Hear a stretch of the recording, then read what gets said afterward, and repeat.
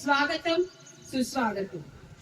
అంటే ఇక్కడికి చేసినటువంటి గ్రామ పెద్దలు, యువకులు, గ్రామస్తులు అందరికీ కూడా నమస్సులు తెలియజేస్తూ, నేను హై స్కూల్ అంటే అంతంపేట హై స్కూల్లో ప్రధాన ఉపాధ్యాయురాలిని. నా పేరు ఉదత్తు జయప్రద.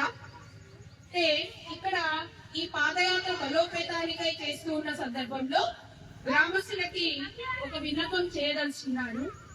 మేము మరి అందరం కూడా రోజు తిరుగుతానే ఉన్నాం, పాఠశాలలకి మరి విద్యార్థుల్ని పంపమని చెప్తా ఉన్నాం. గత సంవత్సరం కంపేర్ చేసినట్టయితే ఈ గ్రామం నుంచి ఒక 13 నుంచి 15 మంది విద్యార్థులు ప్రైవేటు పాఠశాలకు వెళ్తూ ఉన్నారు. 6 నుంచి 10వ తరగతి వరకు అబ్జర్వ్ చేసినట్టయితే 15 మంది విద్యార్థుల వరకు మన గ్రామం నుంచి వేరే బయటికి వెళ్తా ఉన్నారు. బస్సెస్ ద్వారా పిల్లలు వెళ్తా ఉన్నారు. అయితే సర్పంచ్ గారికి ఒక విన్నపం చేయటం జరిగింది. ఏంటి అంటే, మరి మీరు ఒక సంవత్సరం మాకు అవకాశం ఇచ్చి చూడండి. గత సంవత్సరం మన పాఠశాలలో 100% రిజల్ట్ మా ఉపాధ్యాయులు తీసుకురావడం జరిగింది. మరి మేము కూడా చక్కటి విజ్ఞానాన్ని పిల్లలకు అందిస్తామని మాట ఇవ్వడం జరిగింది. బడి మాట ద్వారా తిరిగి మీకంతా అదే చెప్తా ఉన్నాం.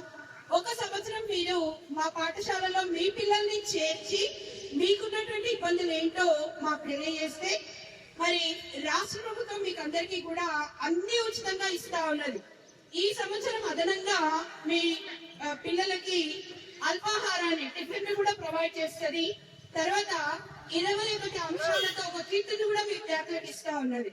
ఇన్ని మరి సౌకర్యాలు మీకు ఇస్తూ ఉన్నప్పటికీ దానిని మీరు అందుకోలేకపోతూ ఉన్నారు.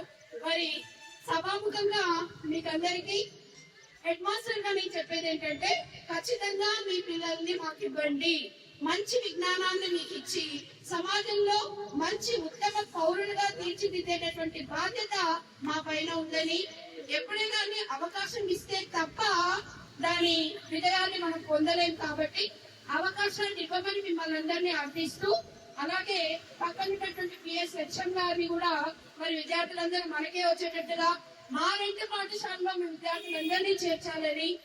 మరి హై స్కూల్ తరఫున చూస్తే కేవలం 13 నుంచి 15, కానీ పిఎస్ స్థాయిలో వరకు మనం అబ్జర్వ్ చేసినట్టయితే దాదాపుగా ఇక్కడ నుంచి 3 వ్యాన్లు వెళ్తున్నాయని చెప్పారు. అలాంటిది బయటకు ఎందుకు పంపుతా ఉన్నారు మీ విద్యార్థుల్ని?